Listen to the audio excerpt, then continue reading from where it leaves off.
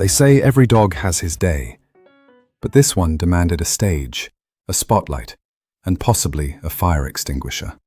Tonight's guest isn't just here to talk, he's here to perform, and if the rumors are true, the story behind last week's dessert service is almost as dramatic as his singing voice. Stick around. You'll want to hear both.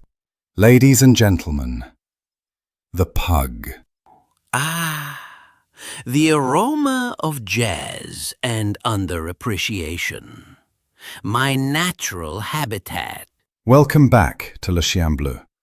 I hope you brought a smaller ego this time. Impossible. I had it tailored to fit the room. Need a moment? No, I'm fine. Just adjusting to the altitude. So, what's the word on the street? That I'm brilliant, controversial, and possibly flammable. But that's gossip, Ricky. Pure jealousy from lesser breeds. You pugs have quite the resume, from ancient China to the European elite. Naturally. We were bred in the imperial palaces of China, personal companions to emperors. We'd sit beside them during council meetings, snoring thoughtfully at matters of state.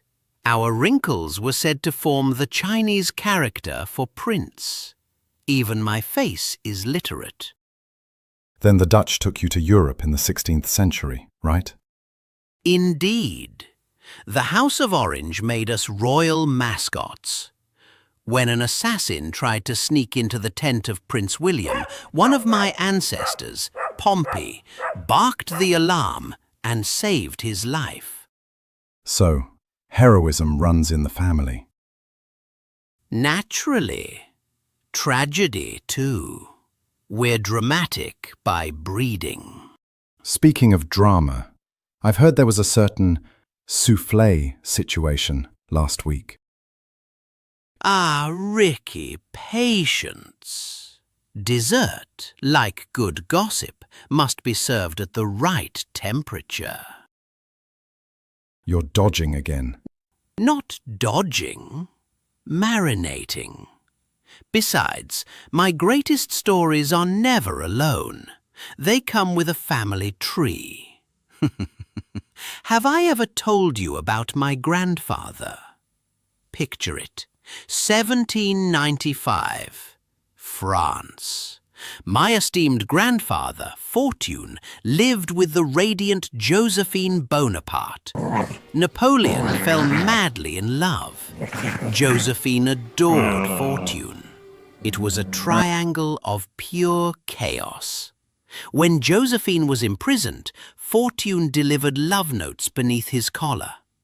Risky, romantic, slightly unhygienic. True heroism. But when Napoleon married her, oh dear, Fortune was less accommodating.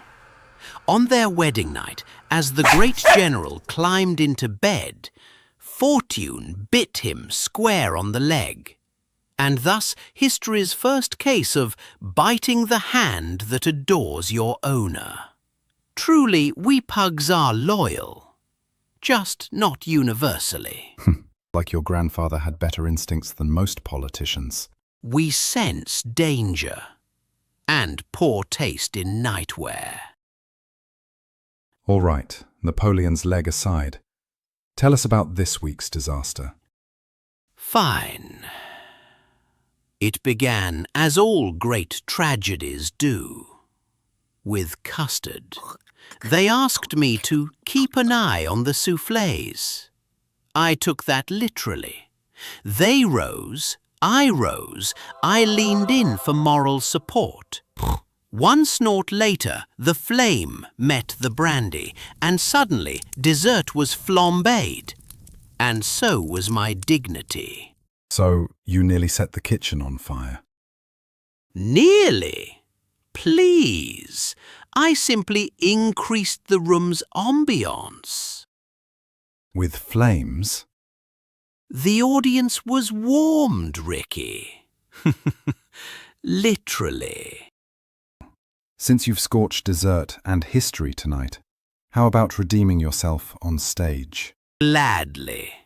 The song, like me, is irresistible, indulgent, and slightly overdone. Ladies and gentlemen, brace yourselves for the pug. I'm the king of the couch, the sultan of snacks, a round little rebel with impeccable tracks. They tell me sit, I give them flair. Drama's cheaper than healthcare.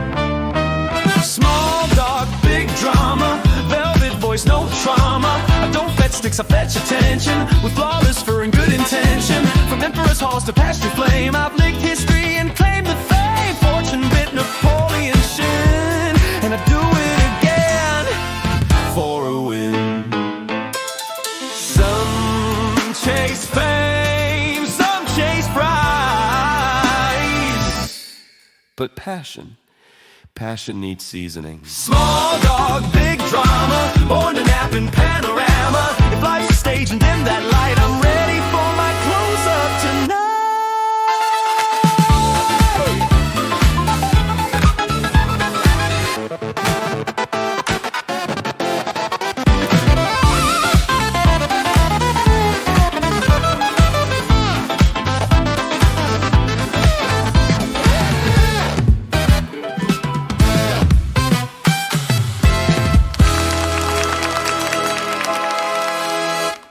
So, the soufflé's gone, the scarf survived, and the legend lives on. Here's looking at you, pet. And remember, never underestimate a dog in velvet. Here's looking at you, pet, le chien bleu.